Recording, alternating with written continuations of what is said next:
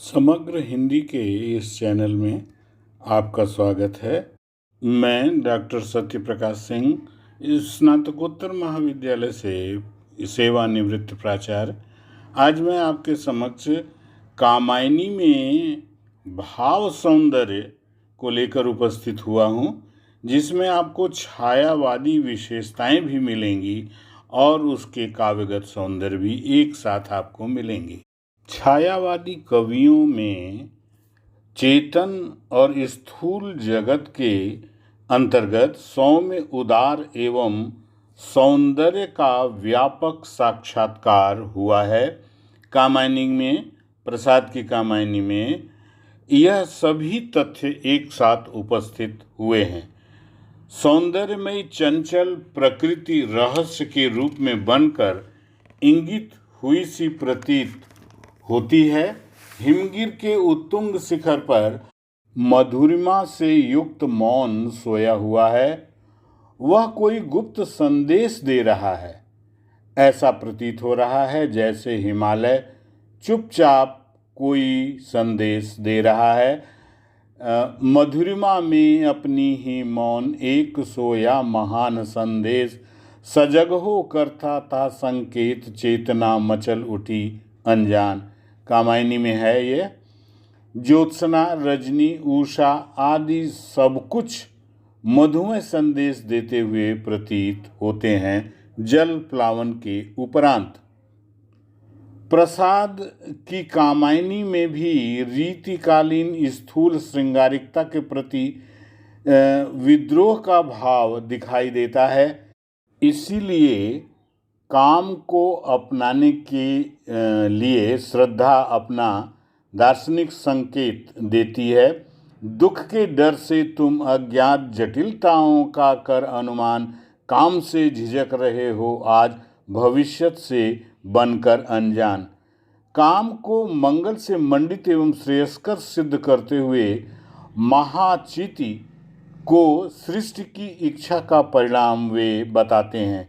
इसीलिए आगे कहते हैं, काम मंगल से मंडित श्रेय सर्ग इच्छा का है परिणाम, तिरस्कृत कर उसको तुम भूल बनाते हो असफल भवधाम। श्रद्धा को पूर्ण काम की प्रतिमा, हृदय की सौंदर्य प्रतिमा आदि कहते हैं। छायावादी कविता स्वानुभूति से युक्त है और जहाँ भी कवि वर्णन करता है अपने पात्रों के माध्यम से, वहाँ वह अपनी अनुभूति की ही अभिव्यक्ति करता है। एक स्थल पर मनु कहते हैं, क्या कहूँ क्या हूँ मैं उद्भ्रांत विवर में नील गगन के आज, वायु की भटकी एक तरंग शून्यता का उजड़ा सा राज। श्रद्धा इसी में आशाजनक संदेश देती है जो कवि की प्रवृत्ति के अनुसार ही है। कहा आगंतुक ने सस्नेह, अरे तुम इतने हुए अधीर, हार बैठे जीवन का दांव जीतते मरकर जिसको वीर। वस्तुतः प्रसाद ने अपनी कोमल और दार्शनिक भावनाओं को समष्टि का रूप देकर अंकित किया है। दूसरी बात है, छायावादी कवियों ने प्रकृति का उपयोग मानवीकरण के रूप में बहुत अधिक किया है। यदि छायावाद के अंतर्गत से प्रकृति निकाल दी जाए तो छायावाद काव्य शून्य हो जाएगा।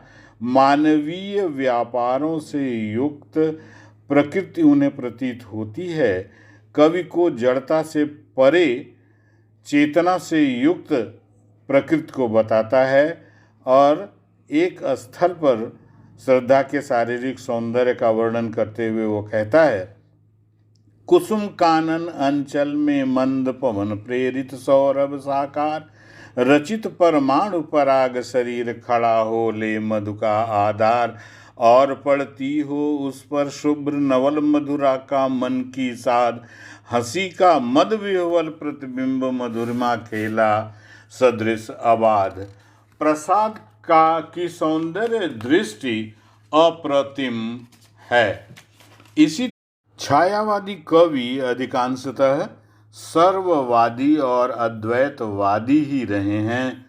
उत्कृष्ट आध्यात्मिकता के कारण ही आचार्य रामचंद्र शुक्ल ने अपने हिंदी साहित्य के इतिहास में विषय वस्तु की दृष्टि से छायावादियों को रहस्यवाद से अभिन्न माना है, परंतु छायावादी रहस्यवाद उसका एक अंग है, वह उससे विलग नहीं है।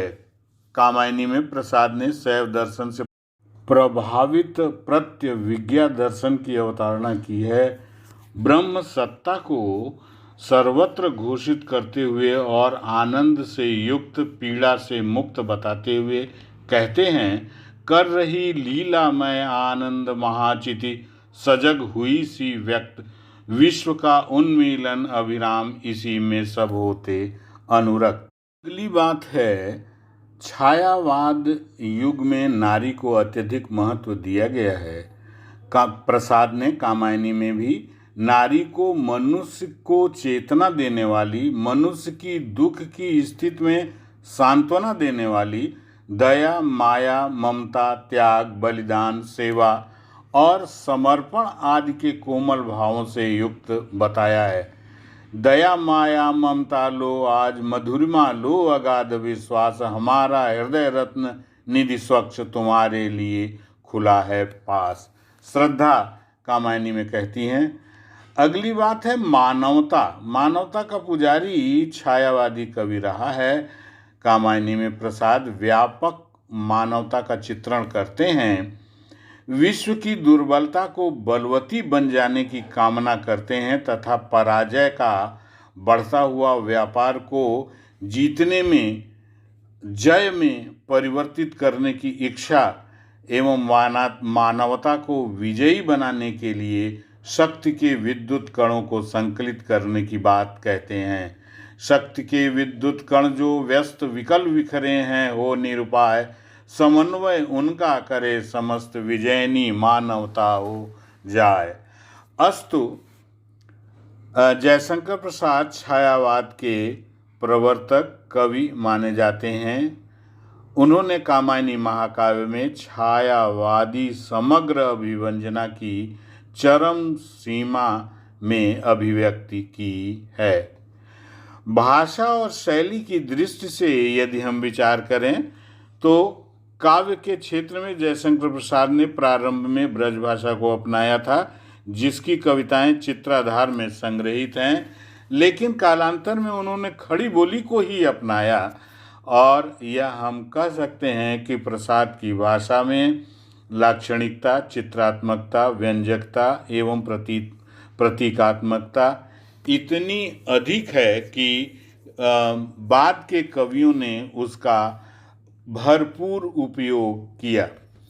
प्रसाद ने अपनी सभी रचनाओं में संस्कृत गर्भित शब्दावली का अधिकांश प्रयोग किया है, परंतु कविता के प्रवाह में अथवा भावों के प्रवाह में कहीं भी संस्कृत शब्दावली अवरोध उत्पन्न नहीं करती है, वरन उनकी भाषा भावानुकूल है।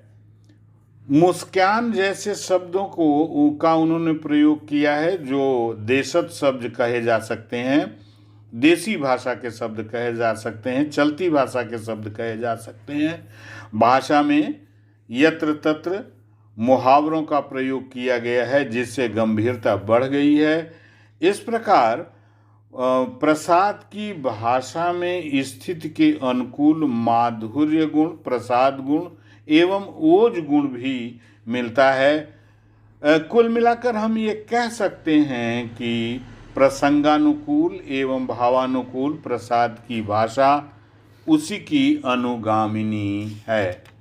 शैली की दृष्टि से यदि हम देखें तो यह कहना पड़ेगा कि संगीत प्रिय होने के कारण प्रसाद की रचना गेय है, संगीतमय है, भावों को प्रवाहित करने में सक्षम है।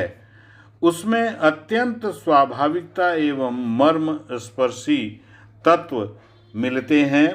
भावावेश के क्षणों में शैली अत्यंत सरल हो जाती है तथा उसमें चेतना एवं जागरण का भी ओज गुण आ जाता है। प्रकृति दृश्यों में चित्रात्मकता को भर देना प्रसाद की शैली का एक विशिष्ट गुण है। हम अंत में कह सकते हैं कि प्रसाद की भाषा शैली अत्यंत सशक्त है। चमत्कारपूर्ण भाव भंगिमा, अनूठा चित्र विधान, ध्वन्यात्मकता, प्रतीकात्मकता, लाक्षणिकता, संगीतमयता, प्राचीन तथा नवीन अलंकारों की धूप छां, भावनाओं की सुकुमार योजना आदि सब कुछ प्रसाद की शैली में अपूर्व सौंदर्य ला देता है। इस प्रकार आज का अध्याय समाप्त करते हैं। अगले अध्याय में अब हम प्रगतिवाद के विषय में आपको बताएंगे। आज का वक्तव्य में यदि आपको कुछ और अधिक जानकारी संतुष्ट नहीं हो, कहीं भी शंका हो, तो कृपया कमेंट करें, सब्सक्राइब करें, शेयर करें और लाइक करें। बहुत बहुत धन्यवाद।